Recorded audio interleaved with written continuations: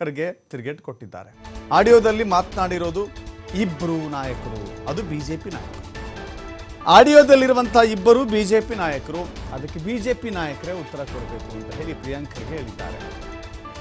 ಈ ಸಂಪೂರ್ಣ ಘಟನೆ ಬಗ್ಗೆ ಅಮಿತ್ ಶಾ ಅವರಿಗೆ ಮಾಹಿತಿ ಇತ್ತು, ಆದರೆ ಈವರೆಗೂ ಪ್ರಕರಣದ ಮುಖ್ಯ ಆರೋಪಿಯೇ ಸಿಕ್ಕಿಲ್ಲ. ಆಗ್ಲೇ ಕೇಸ್ನ ದಾರಿ ತಪ್ಪಿಸುವ ಕೆಲಸ ಮಾಡ್ತಾ ಇದ್ದಾರೆ. ಪ್ರಕರಣದ ಡೈರೆಕ್ಟರ್, ಪ್ರೊಡ್ಯೂಸರ್, ಆಕ್ಟರ್ ಎಲ್ಲ ಅವರೇ ಇದ್ದಾರೆ. ಅದು ಬಿಟ್ಟು ಪ್ರದರ್ಶಕರ ಮೇಲೆ ಹಾಕ್ತಾ ಇದ್ದಾರೆ ಅಂತ ಹೇಳಿ ತಿರುಗೇಟು.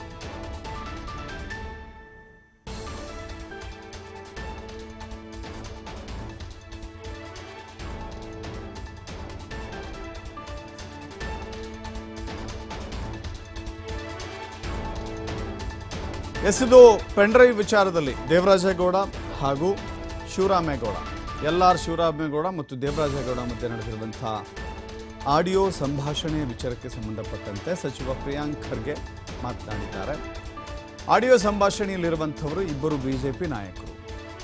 ಯಾರು ನಿರ್ಮಾಪಕರು ಯಾರು, ನಿರ್ದೇಶಕರು ಯಾರು, ನಟ ಯಾರು ಎಲ್ಲ ಅವರೇ ಇದ್ದಾರೆ.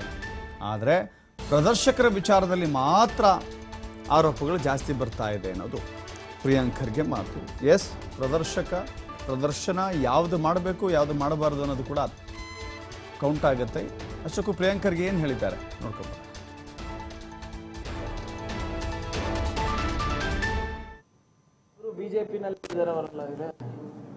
ಬಿಜೆಪಿನಲ್ಲಿ ಏನು ನಡೆದಿದೆ ಅಂದ್ಬಿಟ್ಟು ಕಾಂಗ್ರೆಸ್ಗೆ ಕೇಳಿದ್ರೆ ನಾನೇನು ಹೇಳಿ. ಆದರೆ ಈ ಎಂಟೈರ್ ಪ್ರಕರಣ ಅಮಿತ್ ಶಾ ಅವರ ಗಮನಕ್ಕಿದೆ.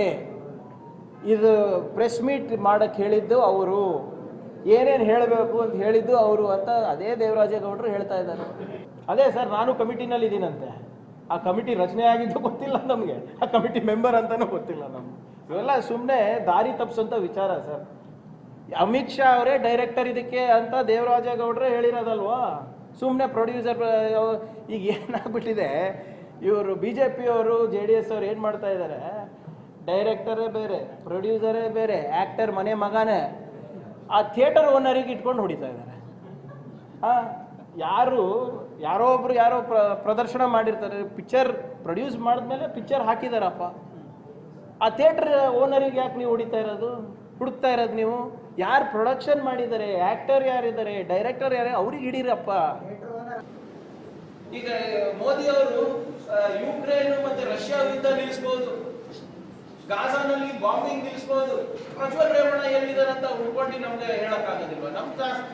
ನಮಗೆ ಕಾನೂನಾತ್ಮಕವಾಗಿ ಆ ಶಕ್ತಿ ಇದ್ರೆ ನಾವು ಮಾಡ್ಬಿಡ್ತಾ ಇದ್ದೀವಿ. ಸೆಂಟ್ರಲ್ ಗವರ್ಮೆಂಟ್ ರೆಕಮೆಂಡೇಶನ್ ಮೇಲೆ ಕೆಲಸ ಮಾಡ್ತಾರೆ. ಈಗಾಗಲೇ ಸಿದ್ದರಾಮಯ್ಯನವರು ಡಿಪ್ಲೊಮ್ಯಾಟಿಕ್ ಪಾಸ್ಪೋರ್ಟ್ ರದ್ದು ಮಾಡಿ ಅಂತ ಕಳಿಸ್ಕೊಟ್ರು. ಯಾಕೆ ಮಾಡಿಲ್ಲ? ಅವರು ಡಿಪ್ಲೊಮ್ಯಾಟಿಕ್ ಪಾಸ್ಪೋರ್ಟ್ ರದ್ದು ಮಾಡಿದ್ರೆ ಇದು ಕಮ್ಸ್ ಆನ್ ಆರ್ಡಿನರಿ ಸಿಟಿಸನ್. ಅದಾದ್ಮೇಲೆ ಇವರು ಹೇಳ್ಬೇಕಲ್ಲ, ವಿಜೇಂದ್ರ ಅವರು, ಅಶೋಕ್ ಅವರು ಒಂದು ಲೆಟರ್ ಬರೀಬೇಕಾಗಿತ್ತು ಇಷ್ಟೊಂದ್ರಲ್ಲಿ.